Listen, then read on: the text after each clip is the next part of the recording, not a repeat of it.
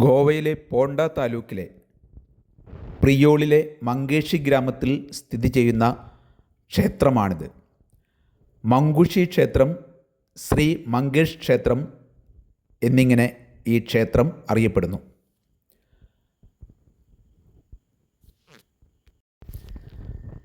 പ്രൗഢഗംഭീരവും പുരാതനവുമായ ആ വഴിയിലൂടെ തന്നെ ഞങ്ങൾ ആഹോ ഹോളിഡേയ്സ് ടീം ക്ഷേത്രമുറ്റത്തേക്ക് നടന്നു നീങ്ങി. ക്ഷേത്രത്തിൻ്റെ പ്രവേശന കവാടത്തിൽ തന്നെ ഒരു ഫോട്ടോയ്ക്കും പോസ് ചെയ്തു. അതിവിശുദ്ധമായി സംരക്ഷിക്കുന്ന മനോഹരമായ ക്ഷേത്രക്കുളമാണ് ഇത്.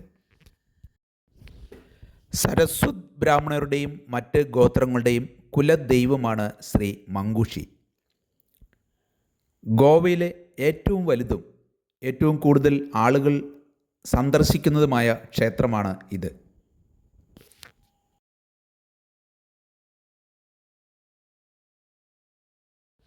1560 ആണ് ഈ ക്ഷേത്രം ഇവിടെ സ്ഥാപിച്ചത്.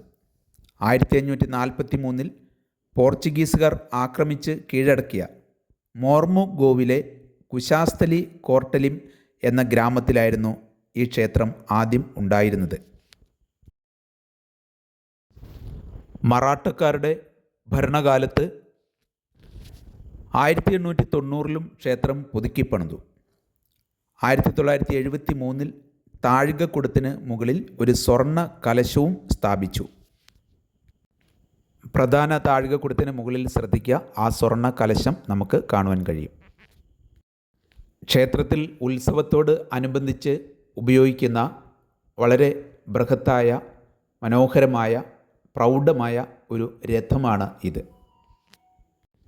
ഇതിൻ്റെ ചക്രത്തിന് തന്നെ ഒരാളേക്കാൾ ഉയരം കൂടുതലുണ്ട്. മനോഹരമായ കൊത്തുപണികളോടെ പൂർണ്ണമായും തടിയിലാണ് ഈ രഥം നിർമ്മിച്ചിട്ടുള്ളത്. പ്രധാന ക്ഷേത്രം ശിവൻ്റെ അവതാരമായ ഭഗവാൻ മങ്കേഷിനാണ് സമർപ്പിച്ചിരിക്കുന്നത്. ഭഗവാൻ മങ്കേഷുമായി ബന്ധപ്പെട്ട ഇതിഹാസം ഇങ്ങനെയാണ്. മങ്കേഷ് ലിംഗം ഭാഗീരഥി നദിയുടെ തീരത്തുള്ള മങ്കിരീഷ് പർവ്വതത്തിൽ ബ്രഹ്മാവ് പ്രതിഷ്ഠിച്ചു. അവിടെ നിന്ന് സരസ്വത് ബ്രാഹ്മണർ ബീഹാറിലെ ത്രിഹോത്രപുരിയിലേക്ക് കൊണ്ടുവന്നു. അവർ ലിംഗത്തെ ഗോമന്തകത്തിലേക്ക് കൊണ്ടുപോയി. ഇന്ന് കുശസ്ഥലി അഥവാ കോർട്ടാലിം എന്ന് വിളിക്കപ്പെടുന്ന സുവാരി നദിയുടെ തീരത്തുള്ള മോർമുഗാവോയിൽ അവരുടെ ഏറ്റവും പവിത്രമായ ക്ഷേത്രം സ്ഥാപിച്ച് അവിടെ താമസമുറപ്പിച്ചു. വളരെ വൃത്തിയോടെയും അതിമനോഹരവുമായിട്ടാണ് ക്ഷേത്രവും പരിസരവും സംരക്ഷിക്കുന്നത്.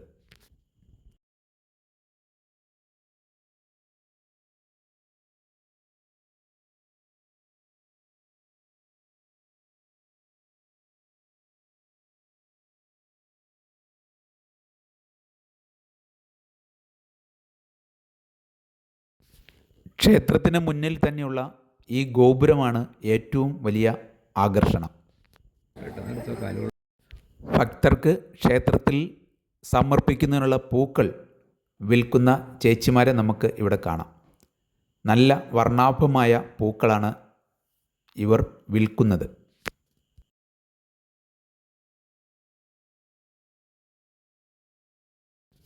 വൻതോതിൽ ടൂറിസ്റ്റുകൾ എത്തുന്ന ക്ഷേത്ര പരിസരം വലിയ ഒരു വിപണന കേന്ദ്രം കൂടിയാണ്.